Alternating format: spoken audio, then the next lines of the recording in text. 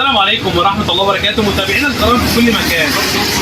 جبنا لكم تشكيلة كويسة جدا، معلش صور معاكم تشكيلة جميلة جدا جدا من أنواع بهاراتنا ومن أجود أنواع البهارات. جبت لك النهارده حاجة جميلة جدا من الحبهان السوبر جامبو، حاجة ما شاء الله صحتين على قلبك. قرب معلش معايا التصوير كده يا محمود.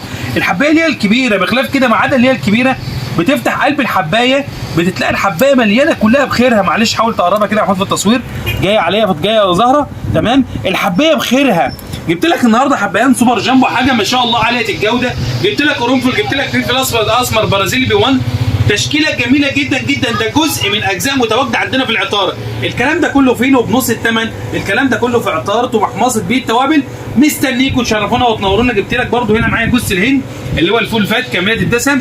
جبت لك زبيب ايراني، لا لا لا لا لا لا لا لا, لا مش ايراني، ده مصري بجوده وطعم الايراني. مستنيكم كل ده فين؟ في عطاره محمص بيه التوابل. اللي احلى واجمل متابعين في الدنيا، بالله عليكم ما تنسوا لايك وشير وصلوا على سيدنا النبي صلى الله عليه وسلم، وتعليق حلوه ودعوه حلوه.